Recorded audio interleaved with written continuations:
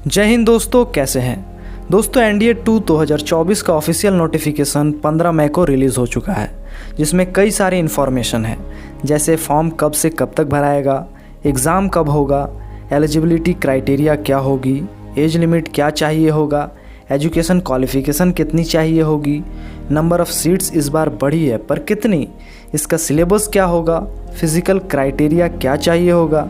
इन सारी चीज़ों के बारे में डिटेल से बात करेंगे। तो चलिए दोस्तों, वीडियो शुरू करते हैं। दोस्तों, एनडीए का एग्ज़ाम यूपीएससी द्वारा कंडक्ट कराया जाता है और इसे वर्ष में 2 बार कंडक्ट कराया जाता है, NDA/NA1 और NDA/NA2 के नाम से।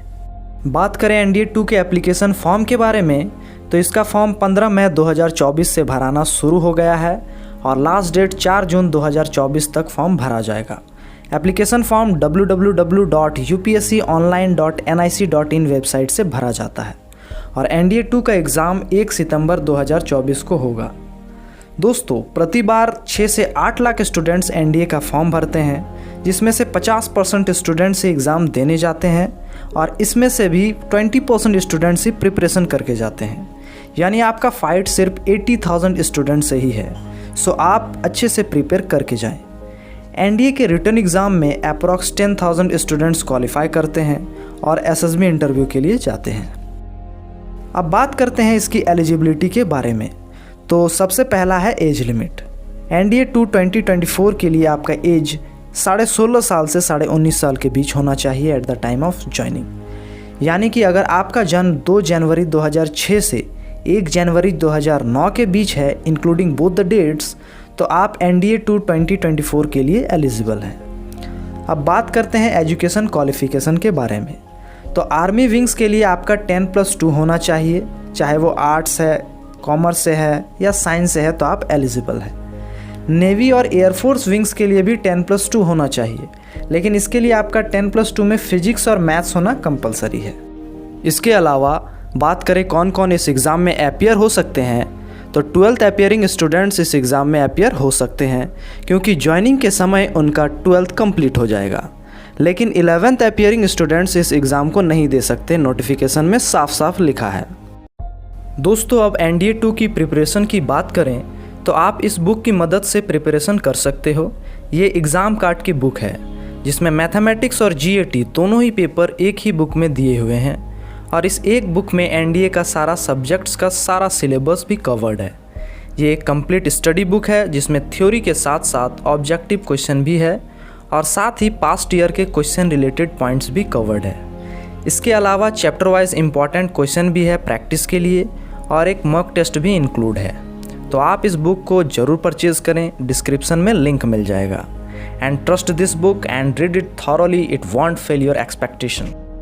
अब बात करें नंबर ऑफ़ सीट्स के बारे में, तो इस बार टोटल नंबर ऑफ़ सीट्स 404 है।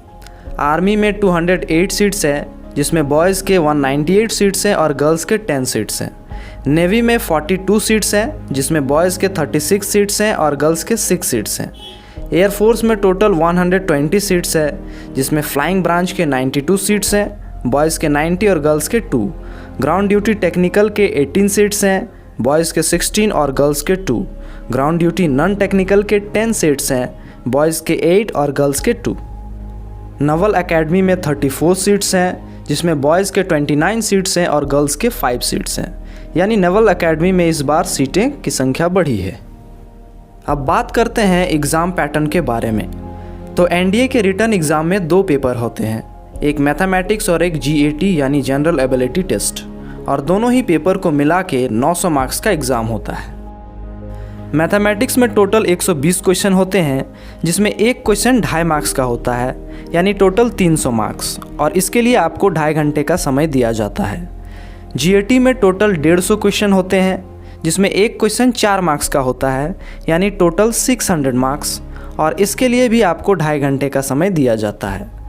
और दोनों ही पेपर आपके एक ही दिन में ले लिए जाते हैं, और दोनों ही पेपर में नेगेटिव मार्किंग भी होता है, जो कि 1/3 होता है, यानी 3 गलत आंसर करने पर आपका एक क्वेश्चन मार्क्स जितना कट जाएगा। अब थोड़ा इसका सिलेबस को देखें तो मैथमेटिक्स में 11th और 12th के लगभग टॉपिक से पूछे जाते हैं। इसके टॉपिक्स को आप स्क्रीन पे देख सकते हैं। जीएटी की बात करें तो जीएटी के अंदर 50 क्वेश्चन इंग्लिश, 50 क्वेश्चन साइंस और 50 क्वेश्चन आर्ट्स और करंट अफेयर से पूछे जाते हैं। एनडीए का रिटन एग्ज़ाम क्लियर होने के बाद एसएसबी इंटरव्यू होता है, जो कि 5 दिनों के लिए होता है।